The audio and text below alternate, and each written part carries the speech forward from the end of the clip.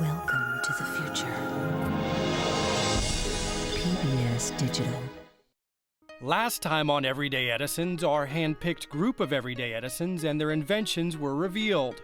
We're looking for a lot of things at the casting calls. First off, we're looking for a great idea. And what was the inspiration behind that idea? We're looking for the personal story behind the inventor and how this invention may change their life. We're looking for a well-thought-out concept. Does the product idea solve a problem? And is it the best way to solve a problem? And finally, we were looking for a product that had a large enough commercial market that if we commercialized this product, it would be financially meaningful for the inventor. Some inventors had a fully viable prototype, Now to see people actually buy it and use it, that will be so cool.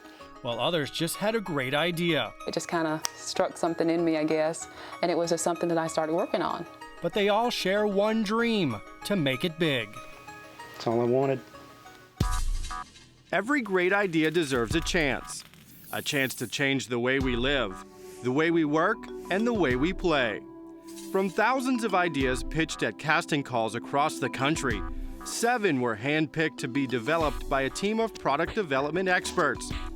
Each idea will be designed, engineered, branded, and sent to store shelves. And each product's inventor will play a pivotal role in the evolution of their product. Millions could be made, obstacles overcome, dreams will come true on this season of Everyday Edisons.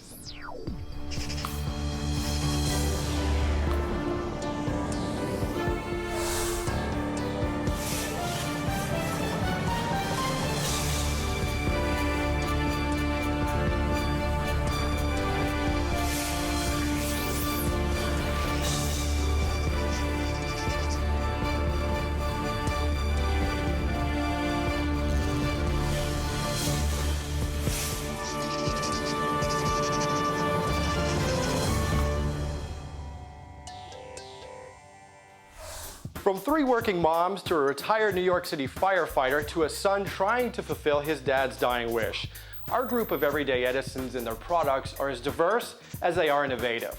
And while they came to us in various stages of development, our team's first step is to make sure that all those products can be protected. And in the world of invention, patent protection is critical.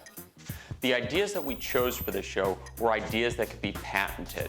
A patent is important because it provides a barrier of protection to prevent others from infringing on that intellectual property and to protect the inventor and their idea. Welcome to the United States Patent and Trademark Office near Washington, D.C., where dreams are validated and protected. Because when you grant a patent, you give somebody the opportunity to exclude others from making, using, and selling or importing that invention for up to 20 years. In its beginning, the USPTO hired 40 women to make patents by hand. Today, more than 8,000 industry experts process nearly 400,000 patent applications each year. And we want to get it right because every one of the people who's here has taken a sworn duty and oath to the Constitution of the United States. And I think we have people that really believe that what these independent inventors bring is not only great new ideas, but they improve our economy, they save our lives, and I think folks here feel like they're really part of something big. To date, more than 7 million patents have been issued. That the great bulk of the breakthrough inventions over the past 100 years, and right now, today, are made by these independent inventors. Some are rather sophisticated, some are quite educated. Others are just ordinary people with a great idea, and they have the gumption and the reward provided by our laws to go out and risk everything and try to make it happen. Dr. Bob Rines is a career patent attorney, teaches patents at MIT, and is a member of the Inventors Hall of Fame. Mothers, fathers, lawyers, doctors, Indian chiefs, whatever you want, anybody who can create a good idea and has the incentive of our Constitution to go ahead and build it, market it, solve problems, help people, build businesses, get rich. That's what distinguishes the United States of America from the rest of the world in the area of invention. Every day, I talk with inventors and see products that have come from independent inventors, not out of a corporate R&D lab, but from the mind of an individual or maybe a team of individuals who've come up with a great idea. Joanne Hayes-Rhines is the founder and editor of Inventor's Digest. I get asked very often, who is the inventor? Reporters ask me that. Where are they? How old are they? What do they look like? And it sounds silly, but I think inventors are everybody. And in nearly 2 decades at the helm of Inventor's Digest, Joanne has seen her share of success stories. And that's what is inspiring to me and what keeps me going after almost 20 years. There is no end to inventions. I laugh when I hear people say of patents that, oh, maybe 1% is marketable or is on the market, or 2% of patents. Well, if that's true, how do I, in this little tiny magazine, find all these people to feature and some incredibly significant products? So I think the success rate is a lot higher than people admit. And to make sure our 7 Everyday Edisons products have the best chance for success, each will be rigorously examined to see what attributes can potentially be patented. Some of the unique features that were patented in this product include the flow port openings for directing the flow of the hoe. Also the topped rolled surface of the hoe, all different and distinguished over what we would call the prior art. It's Chad and his team's job to work on getting the strongest patent and trademark protection possible for all of our Everyday Edison products. Well, the fact that we have not found a diaper bag that's convertible into the bassinet and the baby carrier, and specifically it includes a harness system for when the baby's being carried, that in and of itself is one aspect that we believe is patentable and, if allowed, would be quite broad. Assuming that no other game is like Wendy's game and no other game suggests how to play according to Wendy's rules, Wendy's game should be patentable.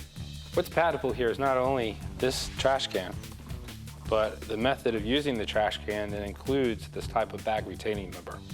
From a patent perspective, we did the patent search, and actually we did not find any prior art patents or other references that disclose this basic concept. This is a utility patent that covers the structure of the T-square.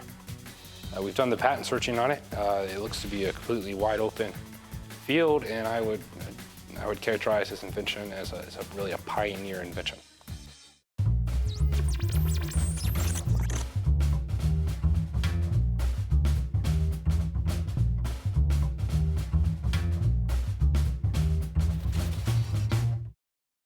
So with 2 Everyday Edison products already patented and the other 5 applied for, it's now time for our product development team to begin transforming each invention into a commercially viable product.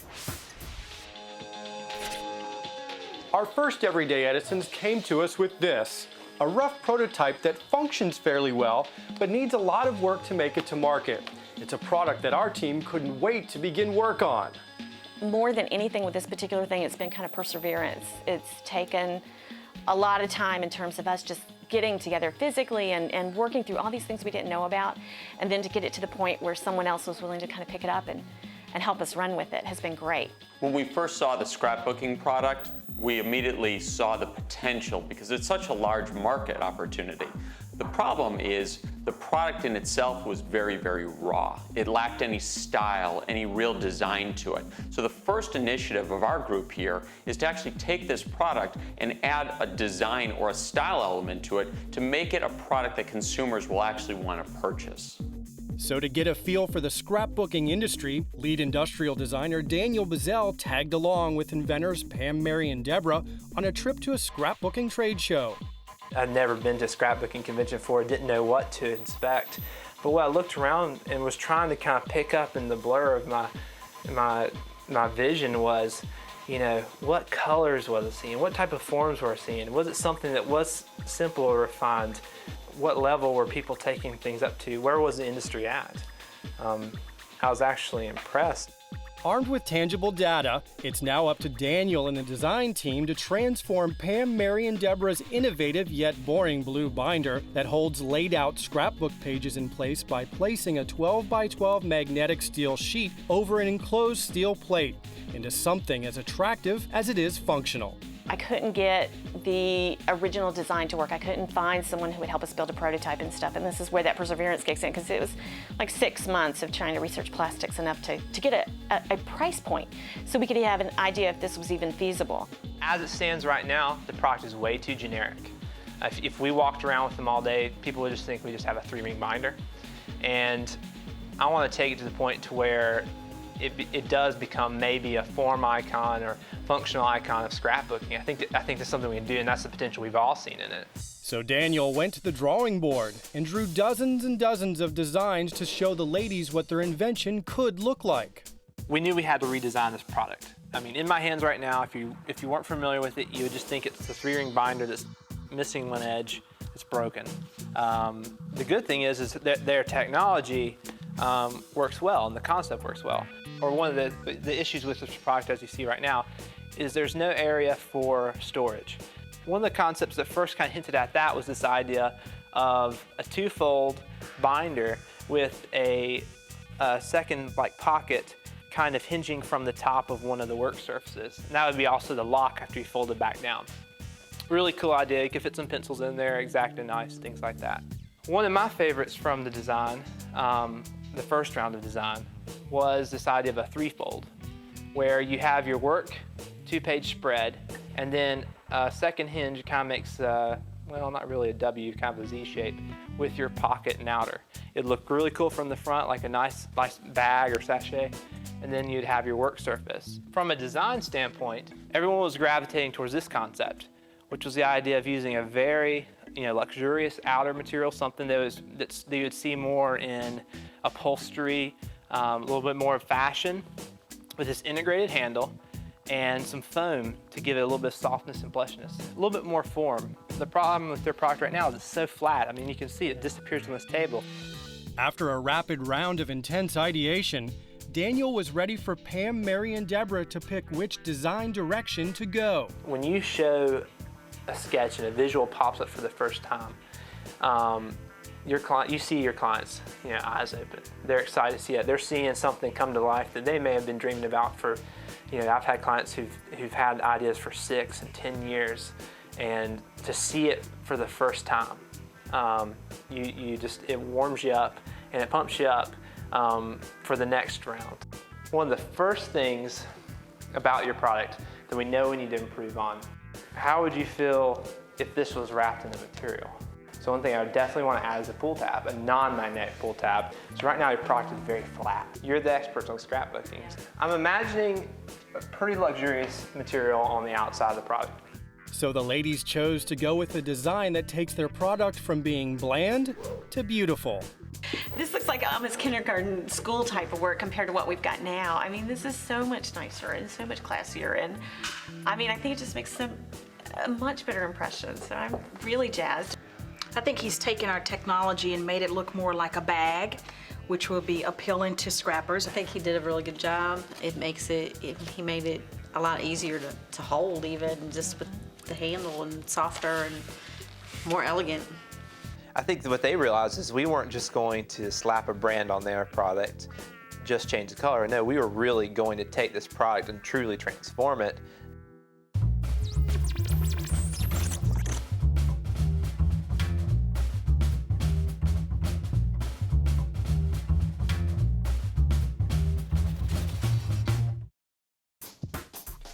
Our next inventor came to us with an idea for a game based on having players try to figure out an idiom. Those common phrases we use every day that, if you think about it, don't make a whole lot of sense, like knock yourself out or holy cow. For our team, their first step was to give Wendy's game an identity by hitting a home run by giving it a great new name. It was really just something that I started just really working on over the past 3 years when I had time.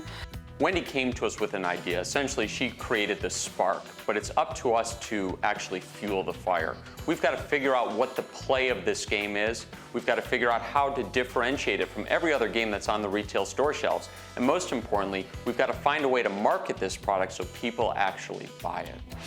For the Everyday Edisons branding team, team leader Ron Randall knew for Wendy's game to be a hit, it needed instant name recognition in the crowded game market. I think our best naming happens when we've had a chance to live with the product for a while. when we really had a chance to work with industrial design and spend some time really getting to know who's going to be using this, how is it going to be used, where are people going to be engaging with this product in a way that we can put a name on it that will be memorable, will help it build a brand, and will give it something that has some meaning where it doesn't currently. So the branding team began to brainstorm. How about Slang-a-Tang?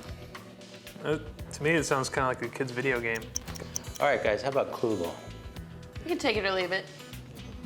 It's easy for the brainstorming sessions to get out of hand and to become, you know, gag fests and everybody just messing around making each other laugh.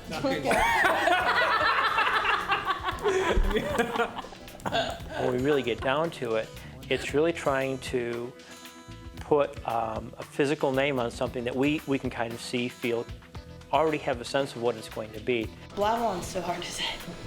Yeah, it would work better if it was Babylon. I like Babylon. Think of the branding you could do with Babylon. You know. Babylon. Yeah, Philippines or. Some of the other ones. What about Befudium? I like it. I think it's fun. It's cute. That's why I like it. So Befudium could be one of our finalists. With a gaggle of great game names to pick from, the branding team picked their 2 favorites to present to Wendy. Babylon was easy. That's what happened when we first started playing the game. People who couldn't get the words out just kept going on and on and on. But with Befudium, all of us were playing with some made-up words, neologisms, things that don't mean anything, and we're going to give them meaning. So that's what happened, and it was a combination of befuddled and idiom. It was just this really nice marriage of what the game was all about. So the first name that we have is called Babylon. So it was, when we were playing the game, that happened continuously. Like, so everyone got into this kind of babbling mode. We had the name before the game, but after the game, we played it, it was like, oh my gosh, that is hysterical. And the next name that we have, we're gonna call it Befudium, which is an amalgamation of, befuddled and idioms. These 2 names, for us, stood head and shoulders above anything that we had come up with. So, want to get some feedback on the names and some of the directions and how you feel? I really do like this. I like that a lot. But I have to admit, the Babylon. I like the Babylon name. So Wendy picked Babylon over Befudium to be the name of her idiom game. That's it from here. Hands in. Oh, hands in? Okay. Hands in. Babylon. Babylon. Oh, Babylon. Babylon. Until she had a change of heart. And then I think what happened with Wendy is what happens with most people who go through this process, is after you start thinking about it a little bit more and you live with it, Befudium, that's pretty neat. There's nothing else out there like it. There's nothing else out there like this game. And she took a chance and she went with her gut. The more and more I thought about it, I preferred Befudium because it was just really a unique name. I think the origin of it pretty much gives the game in and of itself somewhat of a definition when you learn of what the origin of the 2 words put together mean. So that was really why I decided to make the name change. And she made the right decision. I think it's the best one for the game, and now we can't imagine it any other way. I love the name, I really do. But for us, we look at branding as the brand as a whole, and the brand in this case is the game Befudium. It's a promise to the consumer. Every brand has a promise.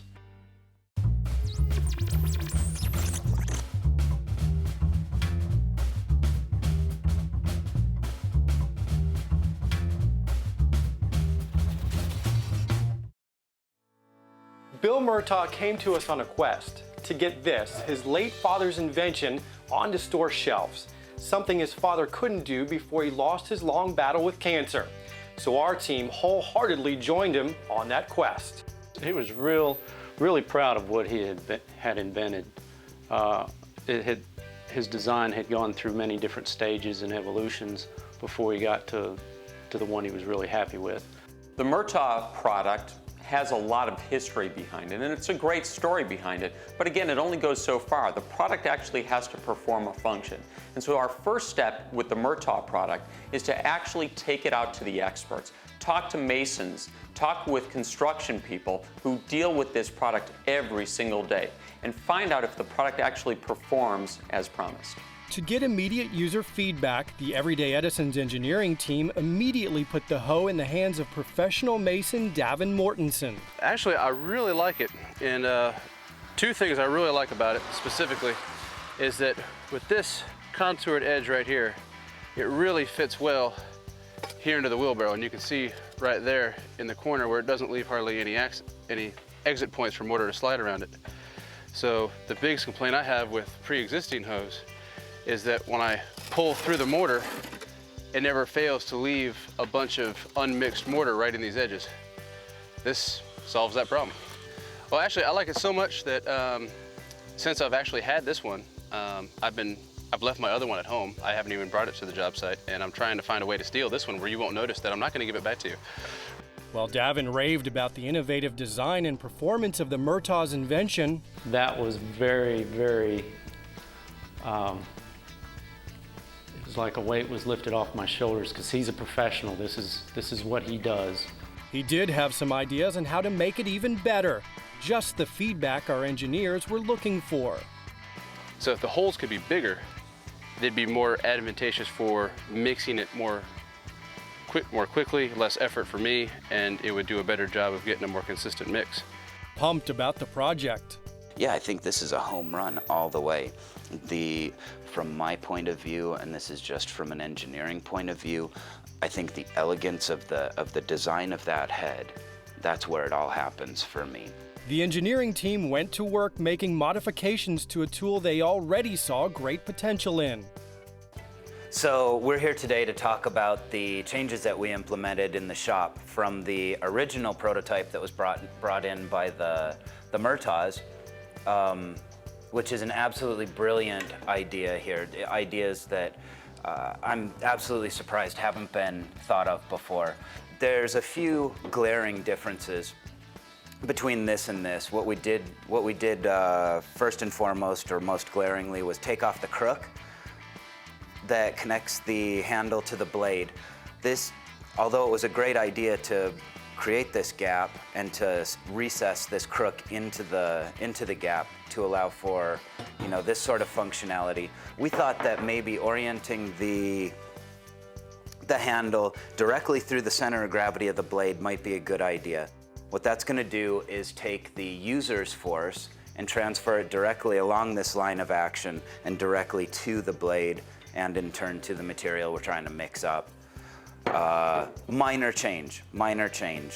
Another thing we did is, through our user testing and some thought on the whole mixing process, as you can see, these flow ports or flow deflectors are bent back towards the user.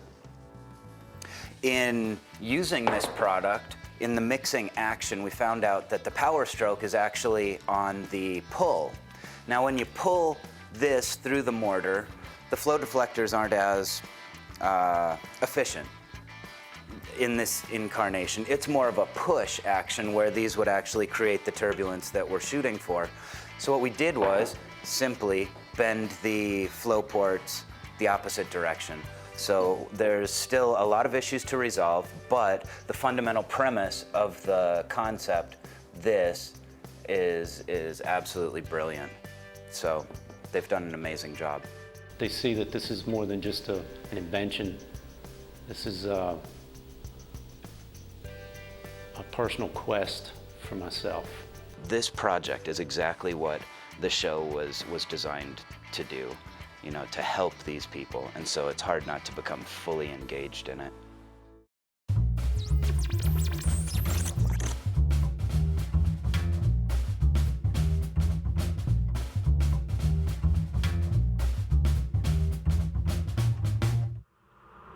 So with the scrapbook project having design direction, and Wendy's Idiom Game having a great new name, Befutium, and with the Murtagh masonry hoe passing its field test with flying colors, on the next episode of Everyday Edisons, our next 4 products begin their first phase of product development.